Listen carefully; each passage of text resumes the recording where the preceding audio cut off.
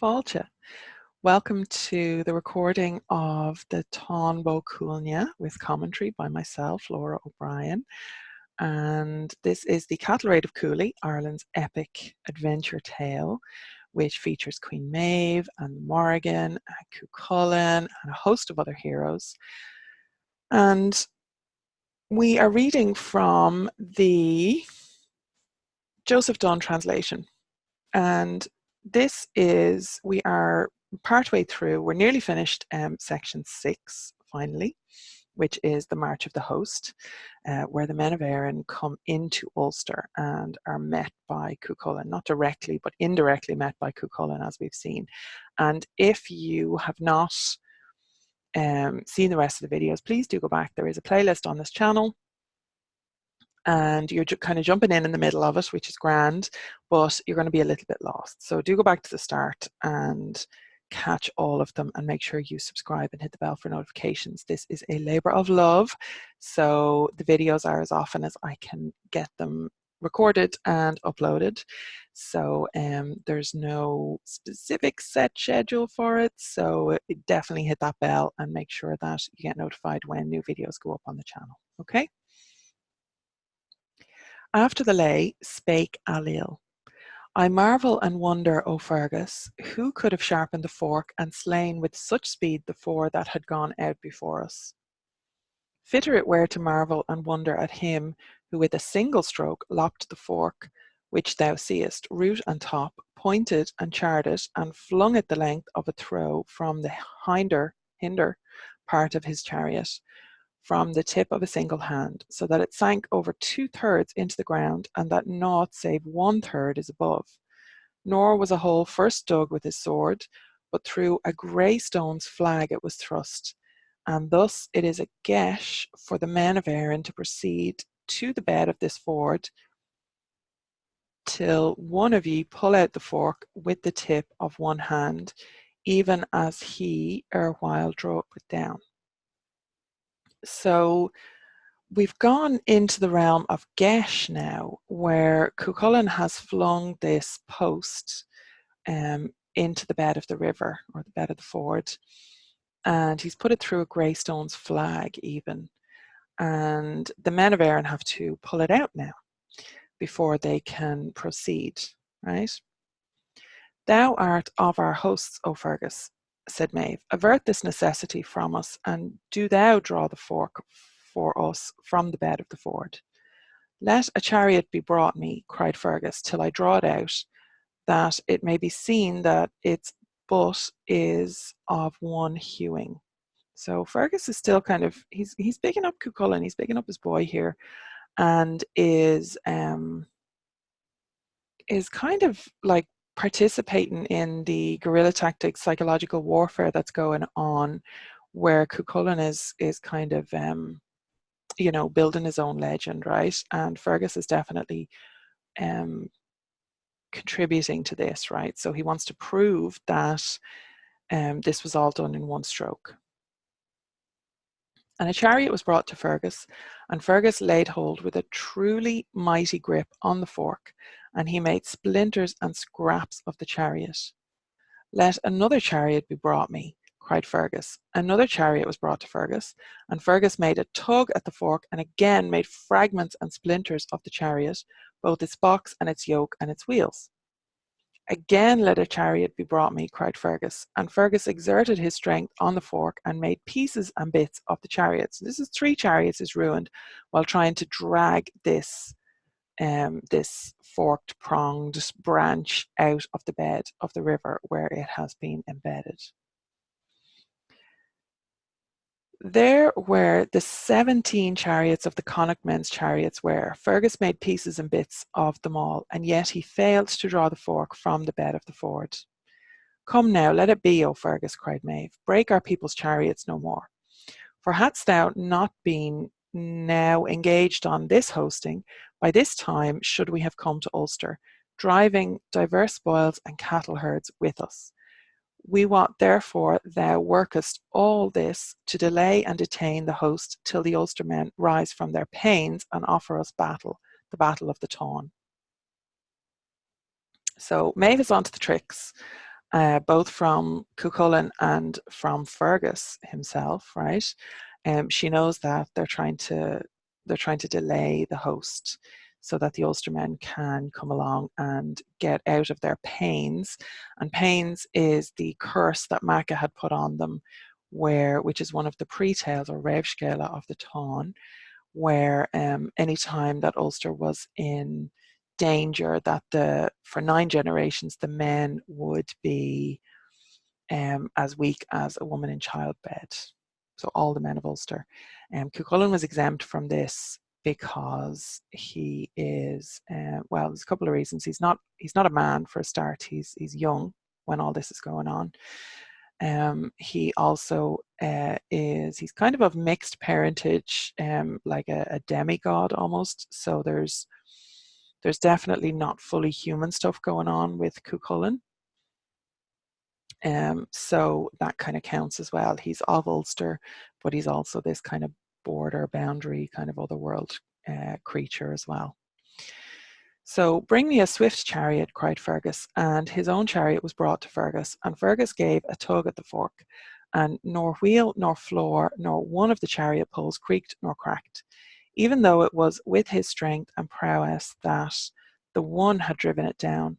With his might and doughtiness the other drew it out. The battle champion, the gap breaker of hundreds, the crushing sledge, the stone of battle for enemies, the head of retainers, the foe of hosts, the hacking of masses, the flaming torch, and the leader of mighty combat.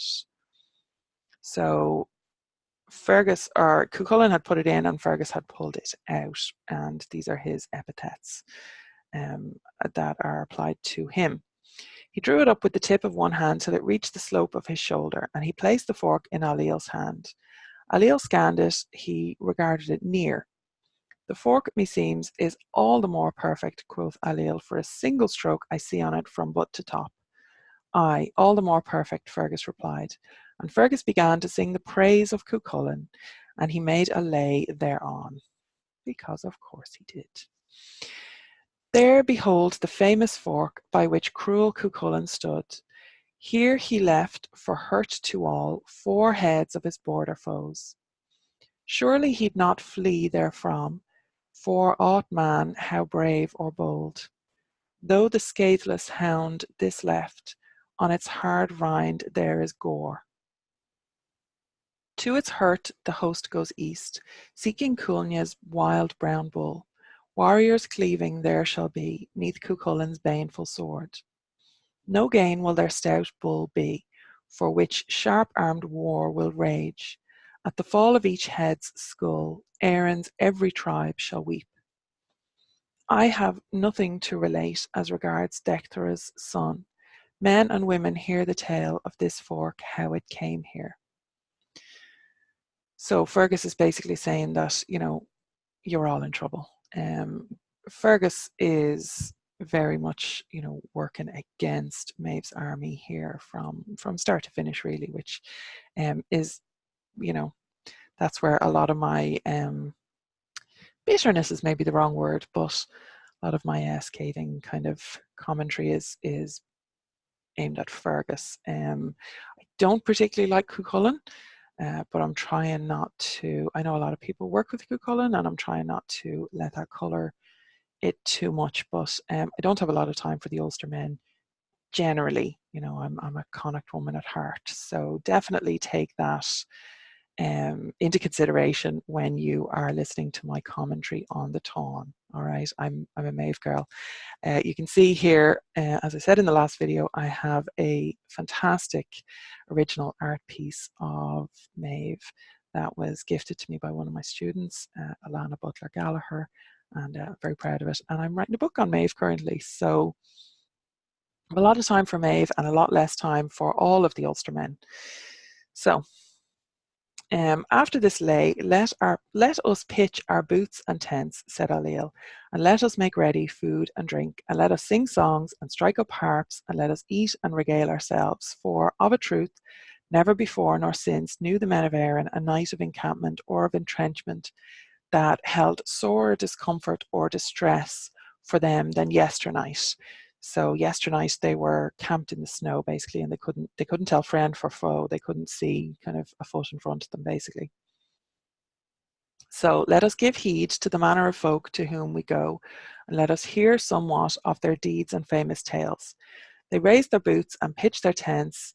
They got ready their food and drink, and songs were sung and harping intoned by them, and feasting and eating indulged in. And Ailill inquired of Fergus, I marvel and wonder who could have come to us, to our lands, and slain so quickly the four that had gone out before us. Is it likely that Concord, son of Fachna Fatach the Mighty, High King of Ulster, has come to us? It is never likely that he has, Fergus answered, for a shame it would be to speak ill of him in his absence. There is nothing he would not stake for the sake of his honour. For if he had come hither to the border of the land, there would have come armies and troops and the pick of men of Erin that are with him. And even though against him in one and the same place, and in one mass, and one march, and one camp, and on one and the same hill, where the men of Erin and Alba, Britons and Saxons, he would give them battle, before him they would break, and it is not he that would be routed. A question then, who would have come like to have come to us? Is it like that Cuscra men, the stammerer of Macha, would have come, Concor's son from Inish Cuscra? Nay then, it is not he, the son of the High King, Fergus answered. There is nothing he would not hazard for the sake of his honour. For were it he that had come hither, there would have come the sons of kings and the royal leaders of Ulster and Erin that are serving as hirelings with him. And though there might be against him in one and the same place, in one mass and one march and one camp, and on one and the same hill, the men of Erin and Alba, Britons and Saxons, he would give them battle, before him they would break, and it is not he that would be routed. I ask then whether Owen, son of Durhocht, king of Fernvag, could have come. In sooth, it is not likely, for had he come hither, the pick of the men of Fernvag would have come with him. Battle he would give them, before him they would break, and it is not he that would be routed. I ask then, who would be likely to have come to us? Is it likely he would have come, Celtchai, son of Uthakar? No more is it likely that it was he. A shame it would be to make light of him in his absence, him the battle stone for the foes of the province, the head of all the retainers and the gate of battle of Ulster. And even should there be against him in one place and one mass and one march and one camp and on one and the same hill, all the men of Erin from the west to the east, from the south to the north, battle he would give them, before him they would break, and it is not he who would be routed.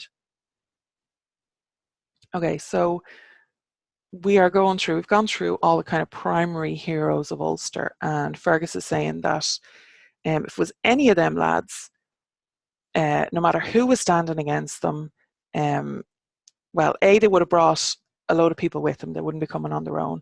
And B, no matter who was standing against them, he's singing the praises of the men of Ulster again and again and again. So I asked then, who would like to have come to us, asked Ailill.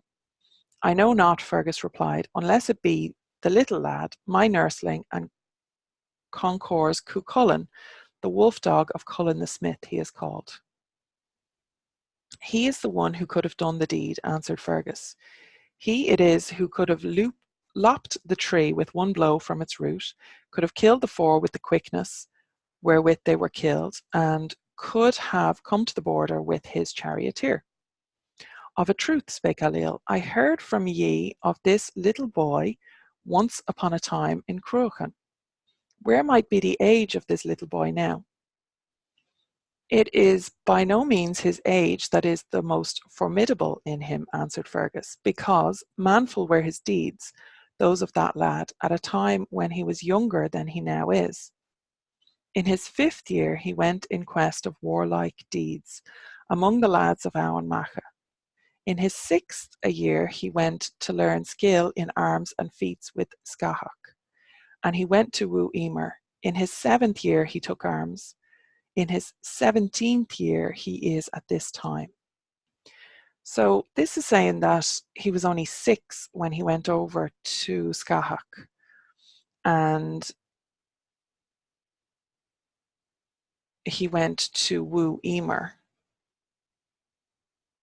In his 7th year, he took arms. So he was only a boy, which, you know, makes no sense when he's talking about father and children and all the rest of it. But there you go. So it's saying that he is 17 at this point in time, but that he's been doing mad stuff since he was 5. How so, exclaimed Maeve, is there even now amongst the Ulstermen one his equal in age that is more redoubtable than he? We have not found there a man-at-arms that is harder, nor a point that is keener, more terrible, nor quicker, nor a more bloodthirsty wolf, nor a raven more flesh-loving, nor a wilder warrior, nor a match of his age that would reach to a third or a fourth the likes of Cuchulainn. Thou findest not there, Fergus went on, a hero his peer, nor a lion that is fiercer, nor a plank of battle, nor a sledge of destruction, nor a gate of combat, nor a doom of hosts, nor a contest of valour that would be more worth than Cuchulainn. Thou findest not there one that could equal his age and his growth, his dress and his terror, his size and his splendour, his fame and his voice, his shape and his power, his form and his speech, his strength and his feats and his valour, his smiting, his heat and his anger, his dash, his assault and attack, his dealing of doom and affliction, his roar, his speed, his fury, his rage, and his quick triumph, with the feet of 9 men on each sword's point above him, like unto Cuchulainn. So the feet of 9 men on each sword's point above him is one of the feats that he learned with Skahak. So it's kind of like there's different names, very descriptive and poetic names for military or martial feats, or skills, or martial arts, really, that Cuchulainn learned from Skahak over on the Isle of Skye. So we make not much import of him, quoth Maeve. It is but a single body he has. He shuns being wounded, he avoids being taken. They do say his age is but that of a girl to be wed. His deeds of manhood have not yet come, nor will he hold out against tried men, this young beardless elf man of whom thou spokest. We say not so, replied Fergus, for manful were the deeds of the lad at a time when he was younger than he now is. So, beardless elf man, so that is, she knows of his otherworldly heritage. So elf man would be the she. Let me, not seeing it just offhand.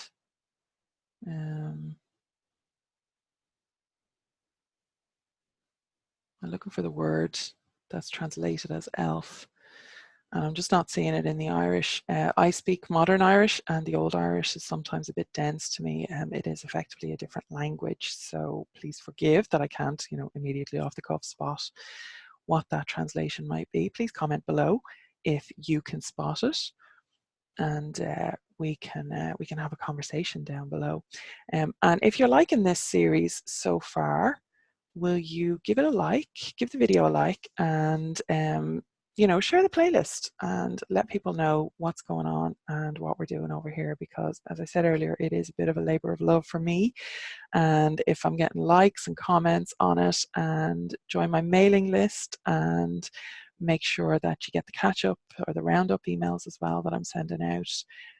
After a couple of episodes, I'll send out just to make sure that nobody misses anything, because obviously they are sequential, and I've put them all together in a playlist. So that is the end of section 6, the March of the Host. So we will start on section 7 in the next video. So like the channel, like the video, give us a thumbs up, and hit the bell for notifications so you don't miss anything, okay? Song of all, and I will see you in the next video.